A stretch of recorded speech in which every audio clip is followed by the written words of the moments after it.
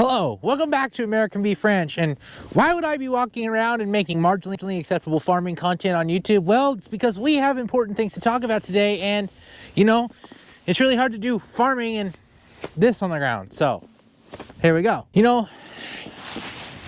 I've been in a little bit of a conundrum, in my mind, right? Because I really like regenerative agriculture, and it's kind of the thing I believe in, and that I align my values with. But the problem is that means, like reduced tillage and this whole other list of soil health principles, which are really great and they really work well. But the problem being that my field and nature and, your creator, whatever you believe in, I believe in God, but however you believe there, gave me a different set of circumstances. And those circumstances caused me to have to do things that I don't technically really believe in.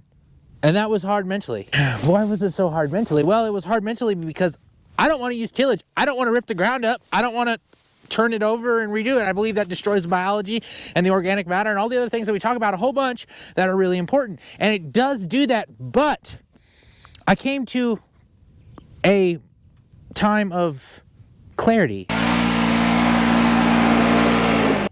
the other day about this entire situation, and I needed to share that with you because I think it's important, because otherwise, if I don't share it and you don't, maybe this will help you in certain things in your parts of life. So that clarity that I found is that you can't save the world if you're bankrupt. It's kind of self-explanatory, right? I feel like it's pretty clear if you're bankrupt, you're not going to be able to continue to farm anyway, so regenerative agriculture at that point means absolutely zero. And that's kind of the idea that I came to. So if I do things that don't make me any money, I can't survive, and then therefore I can't save the world. So maybe that what I'm doing, because in the end it's going to make me money and continue to have the farm so that I can continue the regenerative practices over and over again, is going to be the best regenerative agriculture that I can possibly do. Because not only do we have to regenerate the soil, we also need to regenerate the thought process that we go about with the soil. So, wow, interesting thought, right?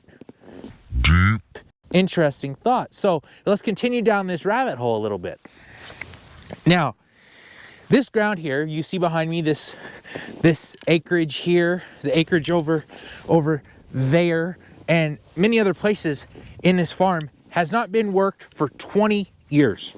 It has been in a continual production of the same grasses and alfalfa for 20 years. Now that's pretty impressive, I will admit. That's pretty impressive. But when I came along and I needed to do this place, I needed this place to make money. So that first year, we did a lot of things to make money. That included putting up some additional pivots. And then like last year, we took out some rocks and some rock piles and some other things so we could have more croppable ground. That way we could have more acres so that we could farm more ground. Now, guess what? This mice destruction that I have out here that has absolutely wrecked this farm is giving me the opportunity to do even more of that. So behind you, you may see there's a kind of a hill back over there. I'm going to be able to clean all of that up, put it into production so I have more acres. Now look at that. That's more profitability. And if I'm more profitable, that means I can be more sustainable for the long term. That means I can affect the environment greater and make more impact on my soil. So maybe tilling the ground once every 20 years or once every 5 may not be such a bad thing. Okay, if I'm able to survive, I'm able to make the money that I need to make to be able to save the world, obviously that's a better route of going. But does it just stop there? Because obviously money's not always the answer. And somebody be on here like, if you're doing this for the money, you're doing it for the wrong reasons. I agree. If you're in agriculture for the money, you're in it for the wrong reason. But we also need to consider that you do need to have a profitable business to maintain your position in agriculture. Because if you don't have a profitable business, you go bankrupt. And it's interesting because I'm certainly myself in a unique position at this point in turn in my life. With the crop failure that we had last year, with the market being the way that it was, we didn't make any money last year. And so if we aren't able to have a partner come onto the ranch and help us out, we're not going to be able to survive.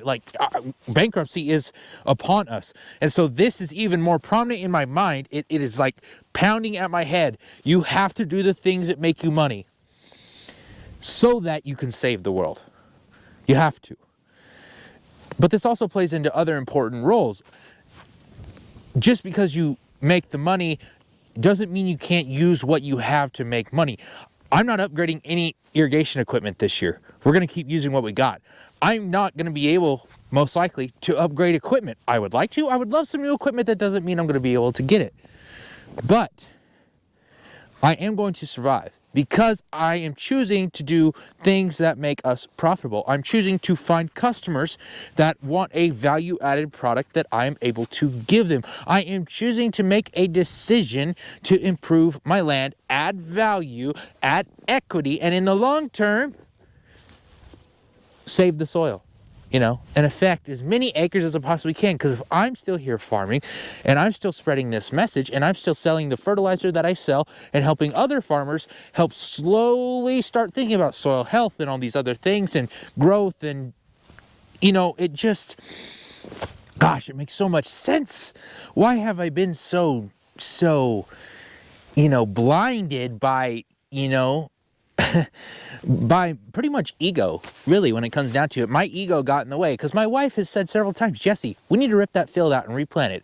It's not producing very well. It only produced one good crop, and then we've really struggled with it producing a forage crop, which we were making a living off of. And my ego got in the way, said, no, we don't need to do that. I don't believe in tillage. We're not going to do it. And that cost me money. I'll even admit to say that we probably shouldn't even bought this property because it was a bad investment, but it is and can be profitable, but it's a lot of BS to get there.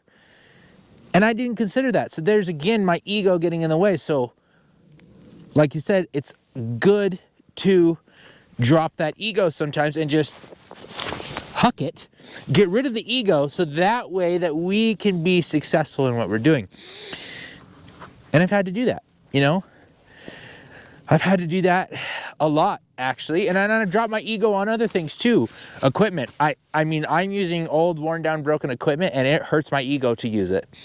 I want a new tractor. I want mowers and a rake and baler and a skid steer and a loader and all these other things that would help me be more productive, yes, but also have huge expenses that I have to cover the cost of. And I'm honestly... have you guys seen the price of equipment? Because I've seen the price of equipment. It is ridiculous. Now, I've said it before and I'll say it again, but I am absolutely in love with this tractor. That's okay, I won't tell anybody.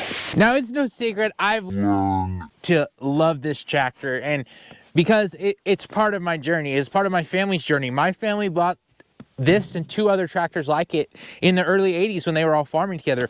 I have history, I have lineage, I have all those things to think about, and honestly, if I'm producing the product and producing value and being able to be profitable, I shouldn't care that this tractor is a little ugly.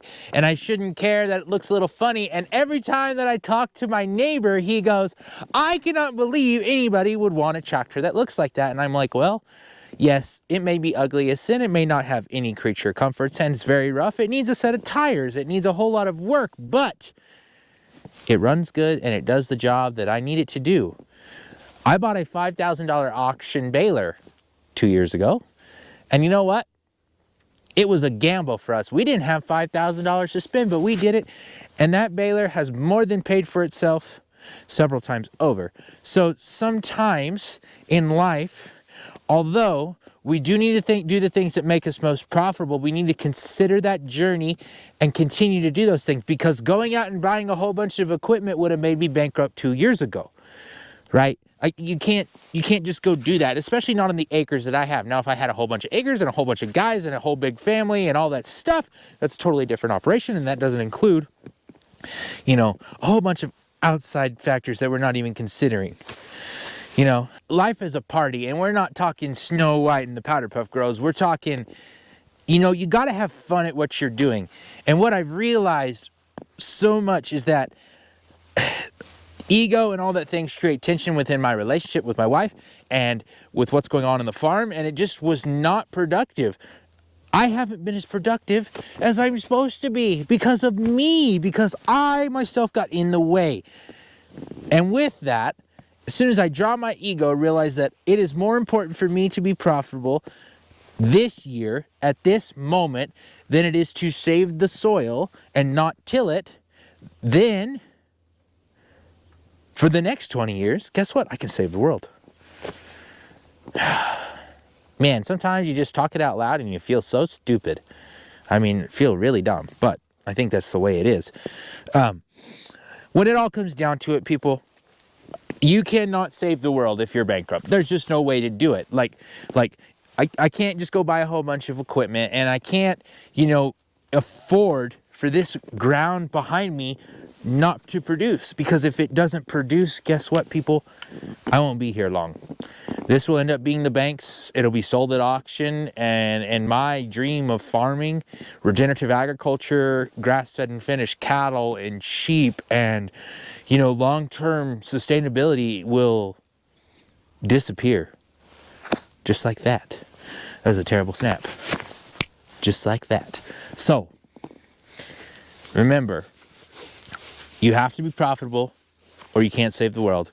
And your ego, a lot of times, can still get in the way of you being profitable, just like it did for me. And I hope it doesn't for you. Thank you guys for watching. You know what to do. Links in description. See you next time.